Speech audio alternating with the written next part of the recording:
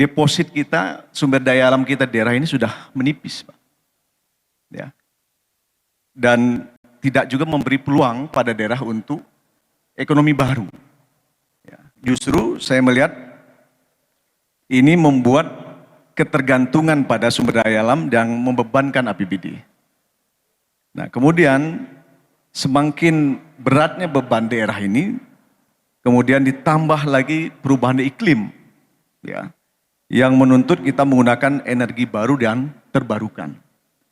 Lalu timbul pertanyaan daerah misalnya, ini ada pertanyaan misalnya. Bagi daerah isu transisi energi, siapa yang harus membiayai semua ini, Pak?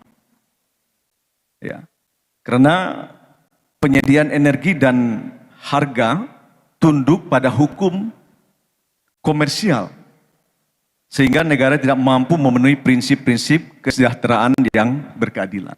Kalau boleh kita berefleksi ya Pak ya, sebagai bangsa kita ini banyak memikirkan rencana yang sifatnya sebagai sebuah strategi, itu entrance strategi. Jarang sekali kita ini memikirkan yang namanya exit strategi. Sehingga kita memikirkan bagaimana investasi itu terjadi, bagaimana pembangunan terjadi, tapi jarang sekali kita memikirkan bagaimana nanti ujungnya, exitnya seperti apa. Contoh yang paling sederhana Pak, itu dirasakan di Pulau Jawa Pak. Namanya Pantura Pak. Pantura itu negara membuat strategi baru. Namanya membangun jalan bebas hambatan dari barat sampai ke timur. Bagus, bagus. Nggak ada pertanyaan soal itu. Itu dibutuhkan supaya sistem logistik kita bisa berjalan dengan efisien. Tapi kita melupakan exit strategi bagi kawasan Pantura. Ini exitnya bagaimana mereka? Yang kita kerjakan ya dilupakan begitu saja. Pokoknya bangun jalan tol, Panturanya mati, ya mohon maaf, ada perubahan. Nah, ini tidak boleh terjadi Pak, di dalam transisi energi Pak. Apa yang terjadi? Semua restoran di Pantura itu mati. Semua bengkel mati, semua hotel mati. Loh, negara kan tidak boleh mematikan Pak. Loh. Tapi kan tanpa kita sengaja, negara membuat mereka mati. Nah, lain Pak, kalau matinya itu, misalnya saya beri contoh Pak. Terjadi gempa bumi, sesudah itu tidak ada yang balik ke situ lagi. Nah, kotanya jadi kota mati, nah, itu di luar kendali manusia.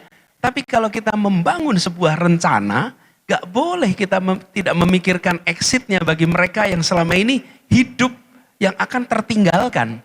Jadi ketika kita bicara tentang transisi energi, kita harus memikirkan orang-orang yang bekerja, sebutlah misalnya pertambangan. Kita mau transisi energi ke energi terbarukan.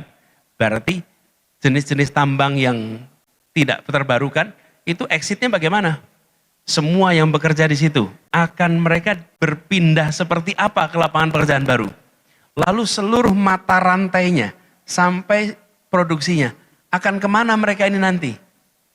Jadi ini yang belum pernah kita kerjakan. Ini yang kalau sampai kita nanti melakukan dapat kewenangan Pak, kami akan memikirkan secara serius exit strateginya supaya mereka tidak mati. Berangkat dari mana ini? Berangkat dari observasi kami menyaksikan Pantura.